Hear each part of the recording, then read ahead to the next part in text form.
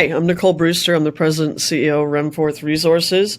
We trade on the CSE under the symbol RFR, and in the US on the OTCQB as RFHRF. It's my pleasure to be here with you today.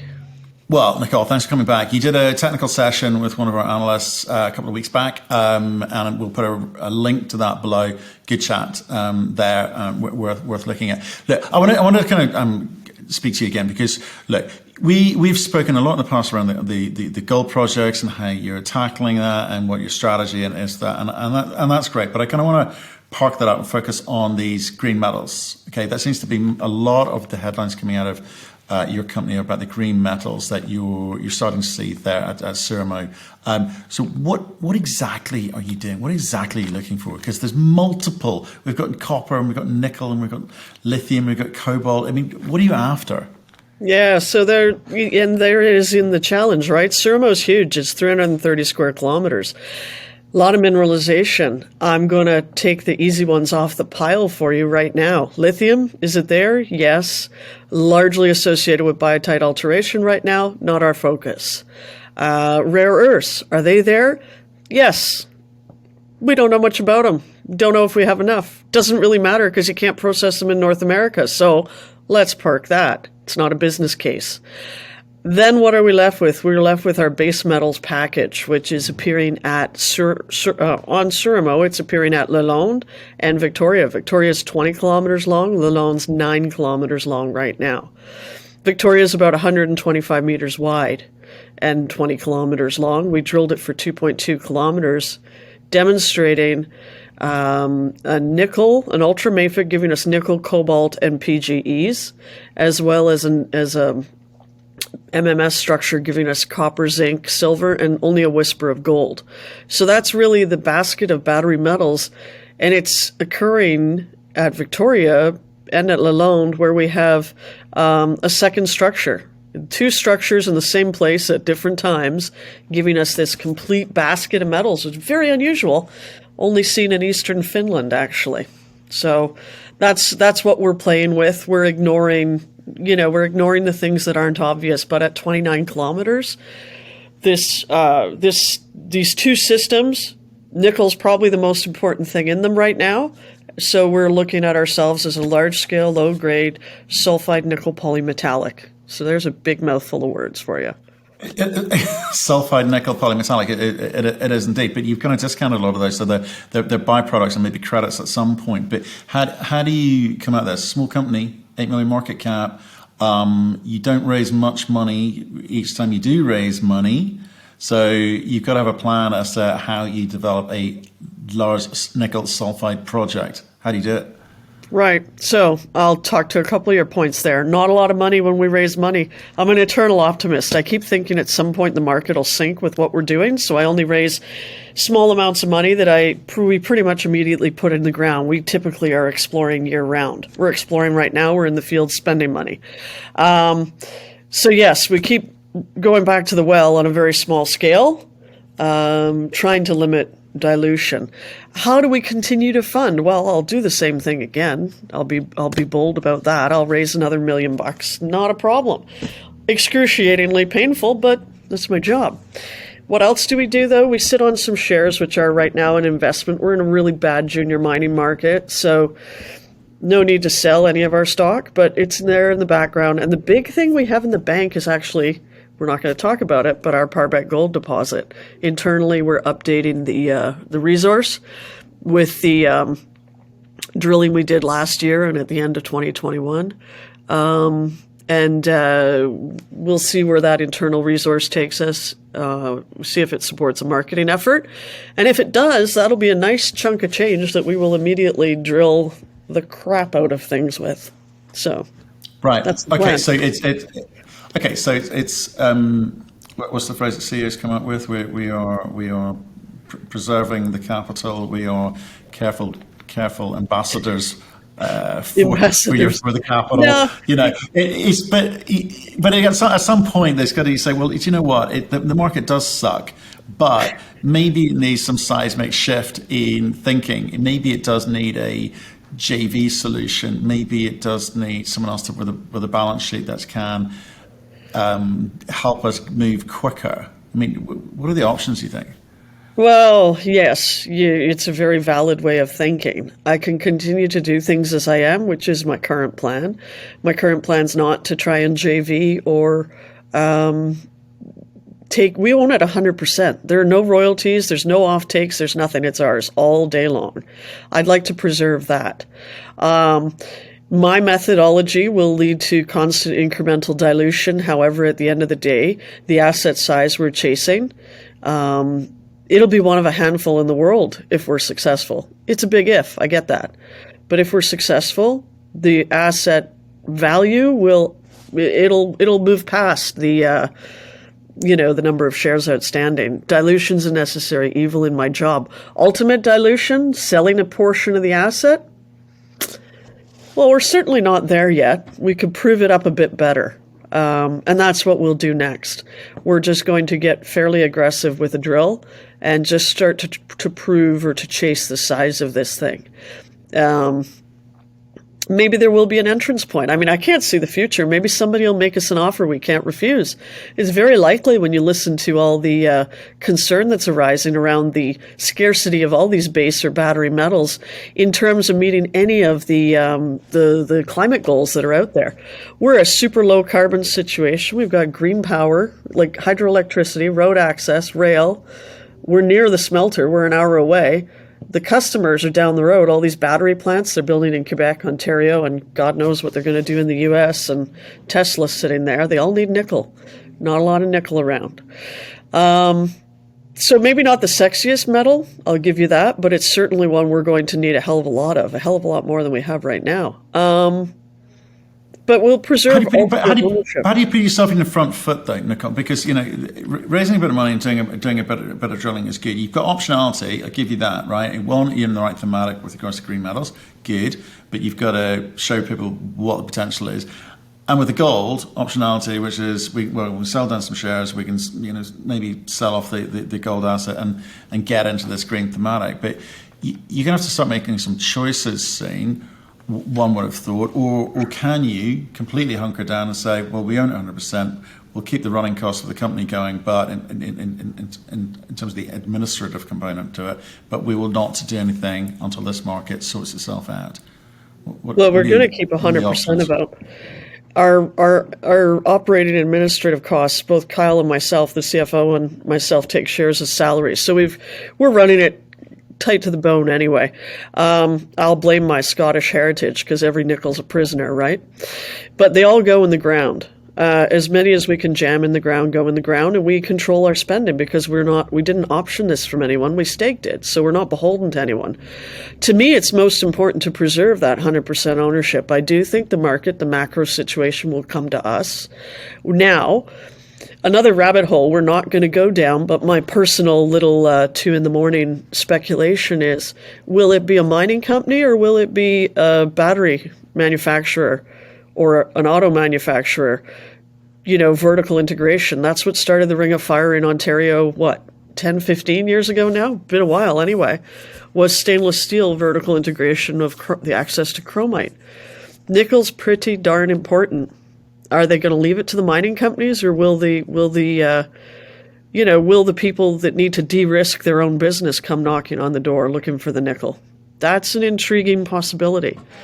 We're sort of starting to see it happen with a few offtake type agreements or guaranteed supply agreements with auto and battery manufacturers. I'm not aware of anyone having gone as far as owning the asset yet, but it could well just be a matter of time.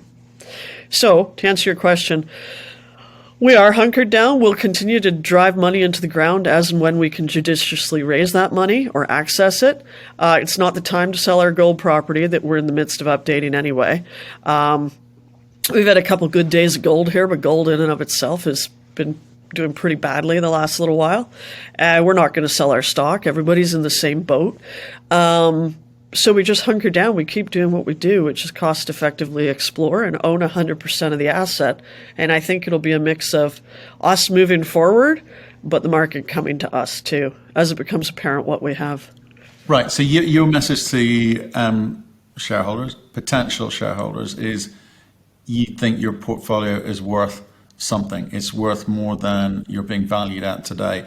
It will be worth more when precious metal market comes back on tap. It'll be worth more when you can raise money to drill off chasing, I guess the nickel copper component of what you're looking at. Is that what I'm listening to? Because I'm trying to work out whether it's high risk, high return territory, or is there more kind of steady growth component to this? What type of investment am I looking at with you? Well, to me, there's no risk, but I'm not normal. We'll agree to that. Okay, if we wanted to find the risk, we know we've traced it over surface and in geophysics for 20 kilometers and 9 kilometers respectively. We know the mineralized system is there. So we know it's got continuity across the property. What we don't know is the specific grades. What we have seen is that the grade gets better with depth when we drill. So the risk here, it's developing the asset, like you say. It's not high risk in terms of we're not looking for it, we have it. Where is the risk? And it's not a bad risk. It's that I told you we're looking at large-scale, low-grade nickel sulfide. We might not be looking at low-grade. We might be looking at a middle grade. We might be looking at the copper becoming more evident as we vector in on that structure a bit better. We can't nail down how to categorize the tenor of mineralization, but we will. We'll drill it. The opportunity is, as we step out aggressively with our drill this coming program, which is our current plan, to step out very aggressively, not small step outs off the 2.2 kilometers, but jump to the 3rd kilometer, jump back another kilometer. Big step outs, just to demonstrate with the drill the continuity of mineralization. And then I think we get taken much more seriously by people who make their living, identifying these assets at an early stage. So... Okay, well, right. Okay, so you're kind of clear about what you want to do and how you're going to do it. And luckily, it doesn't involve raising a ton of money right now. And there's the optionality for you. And I guess if anyone is into the kind of green thematic, they've got to go with your take on how you can develop and roll out these projects and what the market will do. Do you think that story is any better than any other, companies of, sub $20 million companies? It's a big bet they're placing. You're saying it's not a bet as far as you're concerned, but not a bet for us. A lot of sub 20 million companies are bets. There's a lot of press releases out there right now that they're optioning prospective ground. They're acquiring prospective properties, good targets. We're not doing any of that. I started staking this like 2020, the end of 2020, and I was staking historic showings, which we followed up on. We know we have what we've got. We're not looking for anything. We're trying to figure out how much of it do we have there. All we know is we drill test it to about 150 meters depth. How much lower does it go? We don't know. Do we see more pentlandite in the system? We don't know. Do we get more copper? We don't know. We have our own set of unknowns, but they're not around the presence of the mineralization. The mineralization is there. We're ultimately driving a path that'll lead to a go, no-go decision for a mine, probably 2 years from now, if I have to give you a time frame. What will the stock do in the middle? I'll just keep putting out press releases. Who knows what it'll do? That's about it. Well, it is about it. I don't mind, but being honest about it, I've no problem with that. But at least you're being sort of blunt with people about how this thing plays out. You've got a bit of work to do. When do you think you're going to need to go out to market and raise some money? Is it literally it's fine imminent until the moment the market turns? We're fine right now, but we're going to fund. We'll have winter fast closing in. It's not started yet. It'll be by the end of this month. I expect it'll be winter. We'll be raising money, largely with existing supportive shareholders, not raising a lot of money, and it'll be enough to get the drill turning into the end of the year, and then probably a bit of work into January, because winter's easy to work in, and then we'll wait years for our results from the lab. But that's what we do. We'll reassess what we think in terms of the market next year. But really, it's just drilling at this point. There's Not much magic. We'll probably do a little bit more metallurgical work in terms of cross-testing the nickel, and we'll start to do some more PGE assay work. It's there. We just don't know how much. Like, that's what we're literally going to do. Fundraising is upon us. But I mean, I'm not raising any. I'm targeting between $500,000 and $1 million in terms of that raise. So it's not an egregious amount of money. We'll put it right in the ground.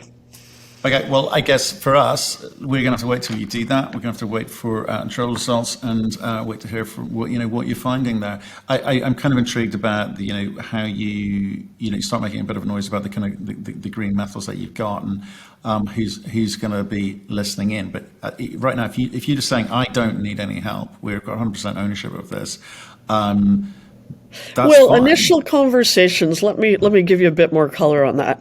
Some very early conversations I've had and some meetings I will have tend to be around the contribution from senior companies of knowledge, fundamentally, access to their people, access to their network of knowledge in order to advance the science. They have no particular, they're not coming after the asset yet. They'll have their own risk profile we'll need to meet. But the contribution they're willing to make is the contribution of knowledge, which is fine. But we're still drilling this off. We're not worried about to the north of us, the nickel deposit to the north spent a lot of time and money in downstream technology to make their nickel amenable to many applications at the mine. Very innovative stuff. We're not worried about that. We're still drilling. So before so they'll give us contribution of knowledge and access to their people, but at what cost? And is this the right time for us to do that and to pay that price? No. What we have to do is very clear. You and I both understand what I need to do. Let's get a drill in the ground, get it turning. Now, right now, we're in the midst of our trenching program. Looks great in the field. Lalonde, it seems we did it right, because at Victoria, we missed half the mineralized system. Lalonde, we've got the whole thing.